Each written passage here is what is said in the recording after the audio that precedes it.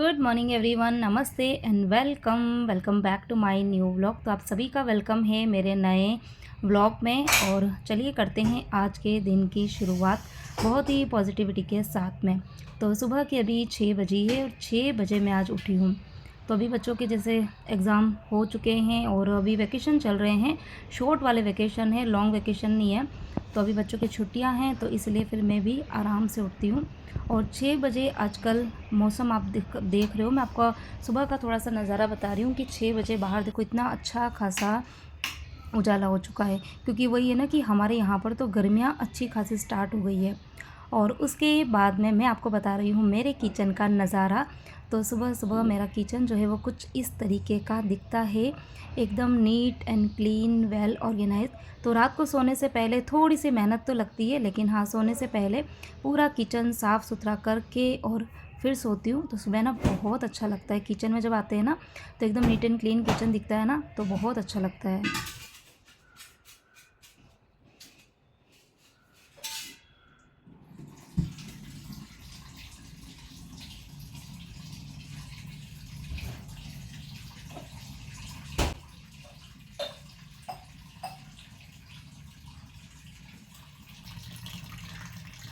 तो अभी इस टाइम पर सभी लोग सो रहे हैं, बच्चे भी सो रहे हैं, जनसा भी सो रहे हैं। तो उन सभी को मैं आराम से उठाऊंगी, क्योंकि जल्दी उठने की कोई जल्दबाजी नहीं है। बच्चों की स्कूल ट्यूशन सबकी भी छुट्टियां चल रही है और जनसा भी शॉप पे लेट ही जाते हैं, तो उनको मैं आराम से उठाऊंगी।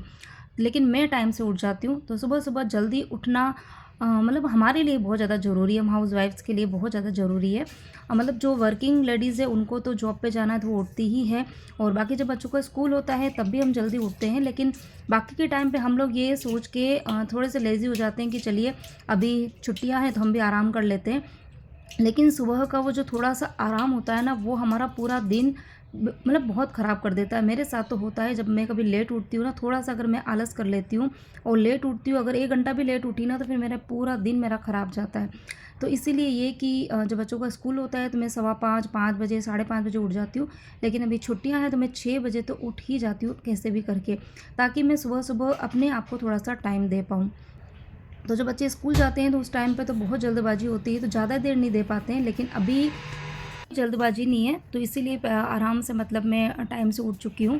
और उठने के बाद में बस मैंने मुंह वगैरह धोया, और मुंह में हमेशा जो मटके का ठंडा पानी होता है, स्पेशली गर्मियों में, तो रात को ही मटका भर के ही सोती हूँ और सुबह फिर उस पानी को छान के, और वो एकदम मटके का ठंडा ठंडा जो पानी होता है ना, उससे मैंने अपनी आंखें धोई है।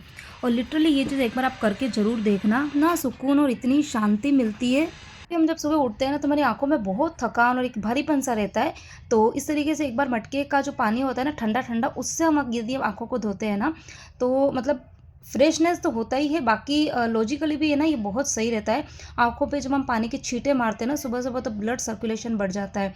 तो ये एक तरीके की आप एक्सरसाइज़ मान के भी चल सकते हो। तो ये चीज़ आपको ज़रूर करनी चाहिए, खुद भी कीजिए और अपने बच्चों को भी ये चीज़ करने को बोलिए।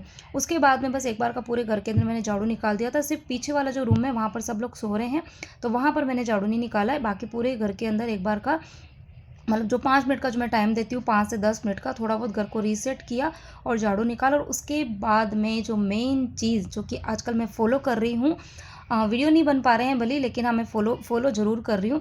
तो मैंने एक्सरसाइज़ जो है वो रूटीन में स्टार्ट कर दी है, क्योंकि अभी बच्चों की वो है ना छुट्टियाँ हैं, तो कोई जल्दबाजी नहीं होती है। तो इतने दिन मम्मी जी बाबूजी थे तो मुझे अपने रूम में एक्सरसाइज़ करनी पड़ती थी। तो वहाँ पर क्या होता था, सब लोग सो रहे होते थे, तो ना मैं मोबाइल ऑन कर पाती थी और मज़ा नहीं आता था कम जगह में। लेकिन अभी ऐसा है कि रूम में कोई भी नहीं है और फिर मैं टीवी में इस तरीके से लगा के एक्सरसाइज करती हूँ ना, तो ऐसा लगता है जैसे मैंने कोई क्लास ज्वाइन कर रखी है और सामने मुझे कोई इंस्ट्रक्शंस दे रहा है, कोई सिखा रहा है, और उनको देखकर मैं इंस्ट्रक्शंस को फॉलो कर रही हूँ।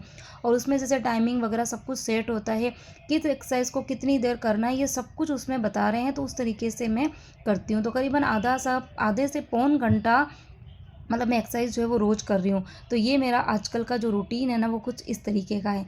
तो जब तक बच्चों के स्कूल स्टार्ट नहीं होंगे तब तक मैं सोच रही हूँ कि चलो थोड़ा सा अपने आप को एक्स्ट्रा टाइम जो है वो दे दिया जाए।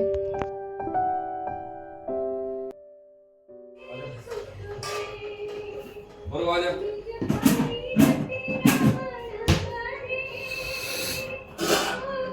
तो 7:30 बजे का टाइम हो रहा है और इस टाइम पर जैन साहब उठ चुके थे और उनको मैंने ड्यूटी दी थी कि दोनों बच्चों को आप ही उठाना, क्योंकि वही है ना कि आजकल छुट्टी है तो बच्चे ईज़िली उठते नहीं हैं। तो सुबह-सुबह फिर उनके पीछे इतनी ज़्यादा चिल्लम-चिल्ली करनी होती है, तो ये वाला काम मैंने उनको ही सौंप दिया था कि दोनों बच्चों को आप उठा के और बाहर लेके आ जाओ।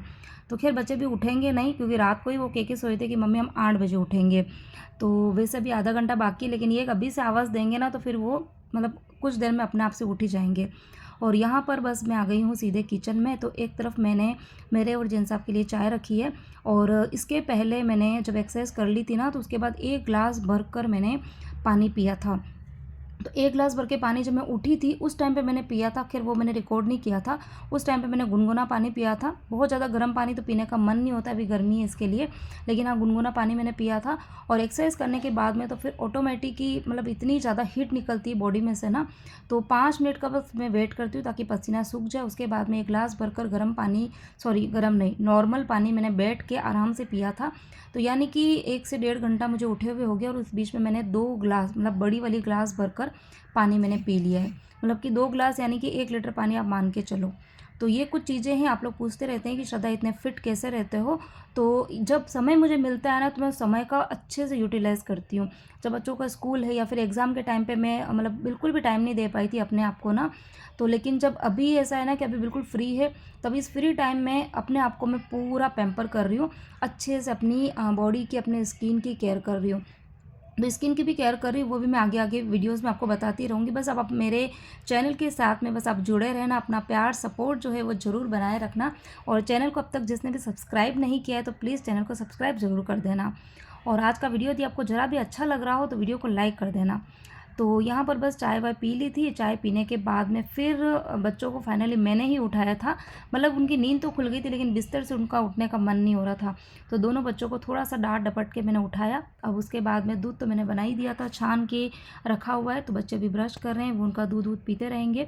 और अभी इस टाइम पे ये कि सुबह-सुबह जब एक्सरसाइज वगैरह कर लेते हैं और भाग-भाग के थोड़ा बहुत काम करते हैं ना, तो गर्मी के टाइम पे स्पेशली पसीना भी आता है और ऐसा लगता है कि बस अब नहा लो।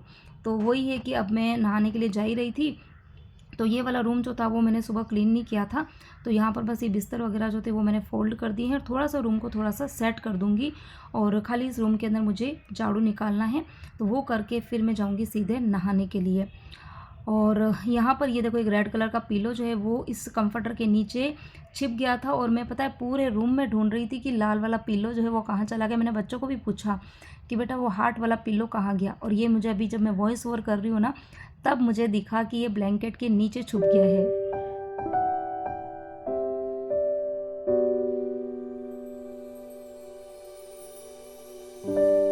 नहा के निकल चुकी हूँ और आज कपड़े जो थे वो मुझे मशीन में तो नहीं डालने थे, लेकिन हाथ से 2-3 कपड़े पड़े हुए थे, तो वो मैंने नहाने के टाइम पे बस हाथों हाथ धो दिए थे।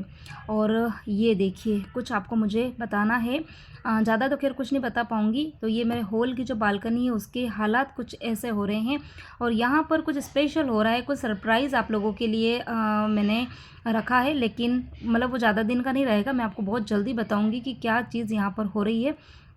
और ये अभी की बात नहीं है, ये ये वाला जो सीन है ना वो काफ़ी दिन से चल रहा है। खैर मैंने कुछ भी आप लोगों के साथ शेयर नहीं किया है, लेकिन हाँ, अब बहुत जल्दी आप लोगों को मैं बताऊंगी कि यहाँ पर क्या कुछ नया होने वाला है। मैं भी एक्साइटेड हूँ और अब शायद ये चीज़ देख के अब आप लोग भी एक्साइटेड होंगे कि यहाँ पर क्या चीज़ चल रही है। तो पूरा बालकनी जो है वो बिखरी पड़ी हुई है और यहाँ पर कुछ काम चल रहा है। और वैसे ये काम जो था वो 3 से 4 दिन का ही था, लेकिन वो ये ना कि वर्कर अगर यदि एक बार काम करने के लिए लग जाते हैं ना, तो वो काम इतना जल्दी ख़त्म करते ही नहीं हैं। और हमारे जो पास वाले घर में कंस्ट्रक्शन का काम चल रहा है ना, वही वाले वर्कर यहाँ पर भी काम कर रहे हैं। तो जब उनको उस घर से थोड़ी बहुत फुर्सत मिलती है ना, तो फिर वो थोड़ा-थोड़ा काम जो वो यहाँ आके करते हैं। तो चलिए, अब ये तो चलता रहेगा, लेकिन हाँ, बहुत जल्दी ये काम जो है कंप्लीट होने वाला है। एक आध दिन में मैं आप लोगों के साथ में शेयर कर लूँगी। तो यहाँ पर अब मैं फटाफट से कर रही हूँ लंच की तैयारी, क्योंकि वही है ना कि अब 8:30 बजे का कुछ टाइम हो गया था। कंटिन्यूस मैं वीडियो बना नहीं पा रही हूँ, क्योंकि एक तो घर में बच्चे वगैरह सब कुछ है, तो कुछ ना कुछ हलचल चलती रहती है ना। बीच-बीच में पता है मोबाइल ऑन करना ही मैं भूल जाती हूँ। और यहाँ पर बस मैं यहाँ करेले मतलब चॉप कर रही थी और इसी बीच में ये वर्कर जो थे वो आ गए थे। तो बस यहाँ पर ये कुछ साइज़ वग़ैरह ले रहे हैं, पता नहीं क्या। जब भी आते हैं तो एक ऐसी उम्मीद होती है कि चलो आज ये काम जो है वो पूरा कर लेंगे, लेकिन फिर होता कुछ भी नहीं। थोड़ा बहुत वो करते हैं, फिर उसके बाद में फिर वो पास वाले घर में काम के लिए चले जाते हैं। तो बस ये इसी तरीके का कुछ मतलब कुछ दिनों से यही चीज़ें चल रही है। और घर मेरा पूरा उथल-पुथल हो चुका है, क्योंकि बालकनी का जितना भी सामान है ना वो सारा मैंने हॉल में रखा हुआ है। खाली जो अलमीरा है जो बाहर पड़ी रहती थी ना, वो मैंने बाहर जो शू रैक है ना वहाँ पे शिफ्ट कर दी है। और बाकी इतनी ज़्यादा धूल-मिट्टी घर के अंदर हो रही है ना कि कुछ पता ही नहीं चल रहा। पहले बच्चों के एग्ज़ाम चल रहे थे तो दिमाग में ये था कि जब एग्ज़ाम ख़त्म हो जाएँगे उसके बाद में मैं पूरे घर को अच्छे से क्लीन करूँगी, एकदम डीप क्लीनिंग करने वाली थी। लेकिन फिर ये वाला काम जो था वो छेड़ दिया। तो मुझे लगा शायद 3-4 दिन में ये काम कंप्लीट हो जाएगा तो फिर मैं करूँगी। लेकिन ऐसा लग रहा है कि बच्चों की पूरी स्कूल की जो ये छुट्टियाँ हैं ना, ये सारी इन्हीं कामों के अंदर ही चली जाएगी। और घर के काम जो है वो मेरे जो क्लीनिंग वाले काम है ना वो शायद अभी नहीं हो पाएँगे। तो चलो देखते हैं, जभी भी होंगे आप लोगों के साथ तो सब कुछ मैं शेयर करूँगी ही। तो यहाँ पर करेले मैंने चॉप कर दिए थे और आज करेले की सब्ज़ी जो है वो मैं थोड़ी-सी डिफरेंट तरीके से बनाने वाली हूँ। तो यहाँ पर मैंने ये आयरन वाली कढ़ाई, कास्ट आयरन वाली जो कढ़ाई है ना, वो मैंने निकाली है और इस बार काफ़ी टाइम बाद निकाली है। ये मैंने होली के दिन जब समोसे फ्राई किए थे ना, आपने देखा होगा, उस दिन मैंने इस कढ़ाई को फिर से निकाला था। और अब सोच रही हूँ कि क्योंकि ये मतलब हेवी बहुत है ना, तो क्योंकि कास्ट आयरन जो होता है ना वो बहुत हेल्दी यूटेंसिल्स होते हैं। कास्ट आयरन के जो यूटेंसिल होते हैं ना बहुत ही ज़्यादा हेल्दी होते हैं। और ये कढ़ाई जो है वो मैंने इंडस वैली ब्रांड से अमेज़न से परचेज़ करी थी। आप लोग लिंक पूछते हैं ना, तो मैं अभी बता देती हूँ आपको। ये मैंने अमेज़न से परचेज़ करी थी। और किसी को यदि लिंक चाहिए तो मुझे बता देना, तो मैं आपको लिंक प्रोवाइड कर दूँगी। तो बहुत ही अच्छी कढ़ाई है, खाना बहुत ही हेल्दी तरीके से बनता है क्योंकि बहुत ही थिक है ना, तो बिल्कुल मतलब कम आँच पर और आराम से कुकिंग होती है। और इससे जो सब्जियों के जितने भी मतलब इंग्रेडिएंट वगैरह जो होते हैं ना, मतलब जो न्यूट्रिशंस होते हैं ना, न्यूट्रिएंट, वो वेस्ट नहीं होते हैं। तो ये जो प्रोडक्ट होते हैं ना कास्ट आयरन की, ये स्पेशलिटी होती है। तो मुझे काफ़ी पसंद आते हैं पर्सनली। तो अब सोच रही हूँ कि कुछ दिन सब्जियाँ जो है वो इसी के अंदर मैं बनाऊँगी। तो यहाँ पर मैंने एक तरफ करेले की सब्ज़ी जो है उसको तड़का लगा दिया है और दूसरी तरफ मैंने साबुत जो मसूर थे ना उसको बॉईल करने रखा था और उसका तड़का जो था वो भी लगा दिया था। और यहाँ पर ये जो करेले थे वो थोड़े से ना ज़्यादा दिख रहे थे मुझे। एक्चुअली दिमाग से निकल गया था। इतने दिन घर में हम 6 लोग थे, मम्मी जी बाबूजी भी थे ना, तो हम 6 लोग थे, तो उस हिसाब से मुझे आधा किलो सब्ज़ी जो थी वो बनानी पड़ती थी और साथ में दाल भी बनानी होती थी। लेकिन अभी हम घर में 4 ही लोग हैं, तो मैं सब्ज़ी जो थी वो आधा किलो लेकर आ गई थी। तो यहाँ पर फिर मैंने आधे ही करेले बनाए थे क्योंकि साथ में दाल भी बन रही है, चावल भी बन रहे हैं ना, तो फिर गर्मियों में वैसे भी ना इतना ज़्यादा खाना खाने का मन होता भी नहीं है, तो इसीलिए फिर मैंने आधे ही करेले बनाए थे। लेकिन करेले मैंने सारे ही छिलके और कट करके रख दिए। तो इस तरीके से करेले जो है ना वो पकते नहीं हैं। बाकी करेले एक ऐसी सब्ज़ी है ना जिसको फ्रीज में भी रख दो ना तो वो बहुत जल्दी पक जाते हैं।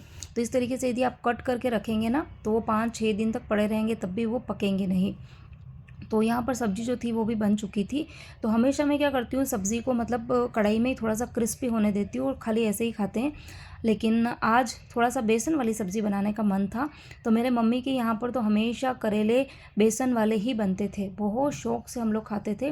लेकिन जब यहाँ पर आके पता चला कि यहाँ पर बेसन वाली सब्ज़ी कोई नहीं खाता है, तो फिर मेरी भी वैसी आदत बन गई थी। लेकिन आज पता नहीं मेरा मन हुआ कि नहीं, आज करेले वाली सॉरी बेसन वाली सब्ज़ी ही बनाऊँगी।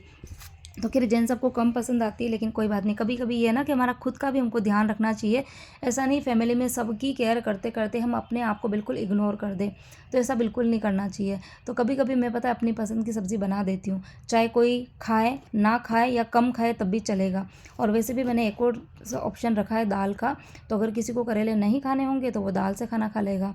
तो इस तरीके से तो यहाँ पर दाल का जो तड़का मैंने लगाया था उसमें भी उबाल आ गया था और मसूर भी अच्छे से पक चुके थे। तो यहाँ पर मैंने तड़का डाल दिया है मसूर मतलब इस कुकर के अंदर। तो इसको बस 2-3 मिनट और पकाएंगे और यहाँ पर मसूर भी बनकर रेडी हो जाएंगे। और चावल जो थे वो मैंने पहले ही भिगो के रखे हुए थे, आधा घंटा भिगो के फिर ही मैं चावल बनाती हूँ। और यहाँ पर चावल जो है वो भी मतलब इसमें भी उबाल आ गया है। तो मैं चावल जो है वो हमेशा मतलब एक्स्ट्रा पानी डालती हूँ और इस पानी को मैं निकाल देती हूँ एक्स्ट्रा पानी को। इससे क्या होता है कि चावल के अंदर जो स्टार्च होता है ना वो निकल जाता है। तो वो हमारे लिए चावल जो है ना वो इतने ज़्यादा अनहेल्दी नहीं होते। कहते हैं ना कि चावल से मोटापा बढ़ता है और इसमें कार्बोहाइड्रेट बहुत ज़्यादा होता है। तो आप इस तरीके से चावल बनाना, चावल में एक्स्ट्रा पानी डालो, मतलब जितना उसको पकने के लिए चाहिए ना उसका आप डबल पानी भी डाल सकते हो। और जब चावल मतलब ऑलमोस्ट पकने आ जाएंगे, जैसे कि 90% तक पक जाते हैं, तब आप उसके अंदर से जितना भी एक्स्ट्रा पानी है ना वो निकाल दो। तो वो जो स्टार्च वाला पानी होता है ना, एक्स्ट्रा कार्बोहाइड्रेट वाला पानी, वो बाहर निकल जाएगा। तो फिर ये चावल जो है वो बहुत ज़्यादा अनहेल्दी नहीं होंगे, फिर आप चावल रोज़ भी खा सकते हो। और यहाँ पर बस बेसन डालने के बाद में सब्ज़ी पक चुकी थी, तो फिर मैंने इसमें डाल दिया था 1 नींबू का रस, और बस यहाँ पर हमारी ये करेले की बेसन वाली सब्ज़ी बनकर रेडी हो चुकी है।